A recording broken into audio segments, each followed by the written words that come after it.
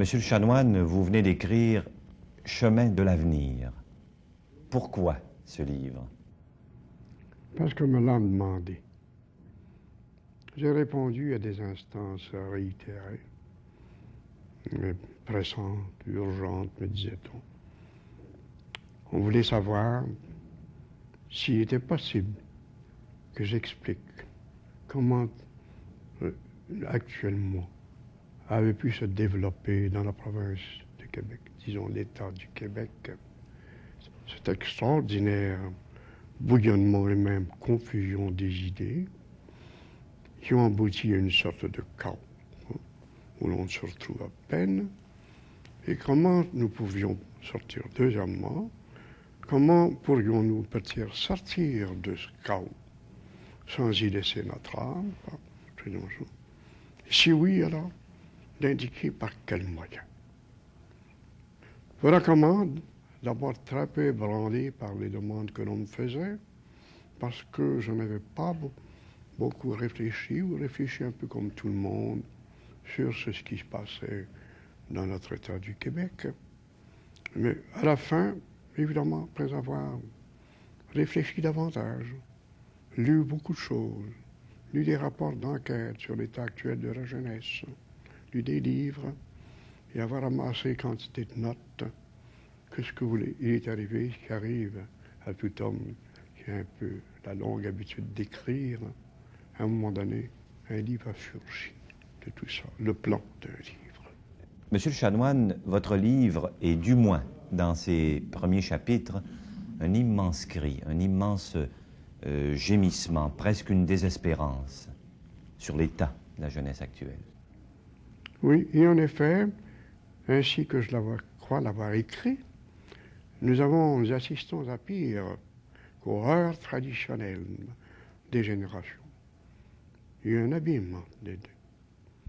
Et les parents vous disent que leurs enfants ne parlent plus la langue de leur père et de leur mère. Les maîtres ont toutes les peines du monde à capter l'oreille également de leurs disciples, de leurs enfants. De sorte que qu'entre la jeunesse, la génération plutôt d'hier, et la jeunesse d'aujourd'hui, il y a véritablement beaucoup plus qu'un fossé. La jeunesse d'aujourd'hui, c'est une explication que je donne après d'autres, c'est qu'elle me paraît une jeunesse d'un âge physiologique en avance sur son âge psychologique. Elle est extraordinairement de vie, elle est extraordinairement de corps pour ce qu'elle a d'âme. Je dis quelque part, je pense, trop de corps pour trop peu d'âme. Mais, monsieur le chanoine, tout ce qui s'amorce à l'heure actuelle au plan de l'éducation n'est pas de nature à vous donner beaucoup d'espoir? C'est-à-dire que j'ai évidemment, j'avais une foi absolue, je le dis là-dedans, dans une éducation. Je crois que le jeune homme, s'il vous plaît, et qui a son action, je parle d'éducation chrétienne surtout, consent, s'il vous plaît, à s'adjoindre à l'action de Dieu. Dieu peut faire d'un petit baptisé un chef-d'œuvre, toujours. Il le peut toujours. Parce que je ne crois pas que, véritablement, on puisse trouver une forme d'action qui soit comparable à celle de l'action divine, s'unissant à l'action humaine. Mais tout ça doit se passer, et bon Dieu veut que ça se passe dans une parfaite et pleine liberté. Dans notre système d'éducation, tel qu'on nous le propose, il y a de magnifiques structures. Les structures, je ne les boude pas, je les crois nécessaires, mais tout dépend de ce que l'on met dedans. Quelle sorte de maîtres y mettront? Sauront-on y mettre et pourra-t-on y mettre? Quelle jeunesse consentira à s'y mettre également? Et ensuite, quelle formule d'éducation? Quelle philosophie d'éducation? Fera-t-on que s'inspire tout l'enseignement et toutes les structures de cet enseignement? Tout ce bouillonnement auquel vous faites allusion ne traîne pas avec lui les indices d'une ère nouvelle? Il y a évidemment un bouillonnement d'idées qui ne conduit nulle part. il y a un bouillonnement d'idées qui est de sa nature très excellente, mais je pourrais dire du bouillonnement ce que l'on dit des controverses. La controverse, pour la controverse, n'amène à rien. La controverse qui, comment dirais-je, aspire à la recherche de la vérité, ah voilà. Alors qu'il est, il y a des deux.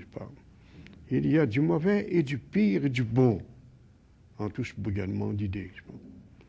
S'il arrive qu'enfin, s'il vous plaît, les grandes et vieilles et fortes disciplines, les idées maîtresses pas de toute vie humaine, comme de toute vie de peuple, viennent à bout de prendre le dessus, alors nous serons le salut.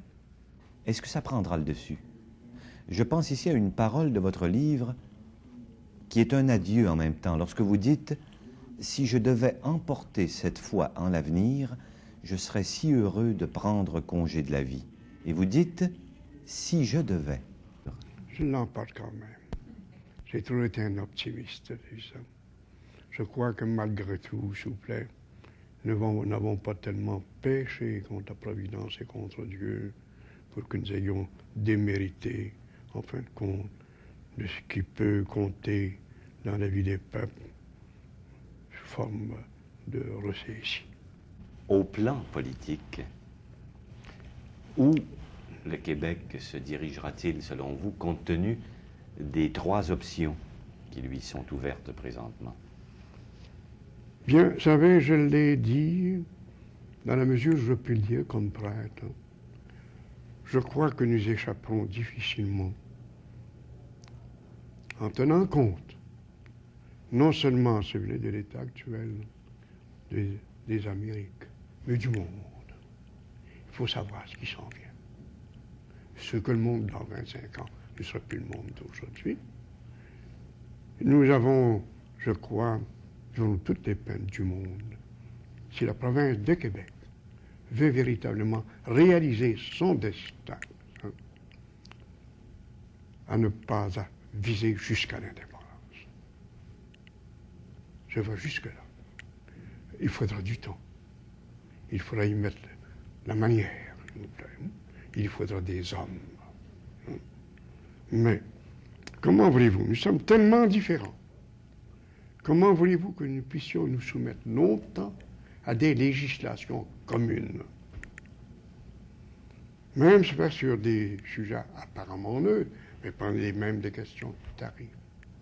Mais un tarif, un article plutôt d'un tarif, qui nous empêcherait, par exemple, d'obtenir les livres français à un prix quelconque, nous atteint immédiatement dans notre culture. Vous voyez? Il n'y a presque pas moyen que nous nous soumettions à une législation commune. Nous l'avons tenté sous l'Union des deux Canada, avec, vous savez, quel succès.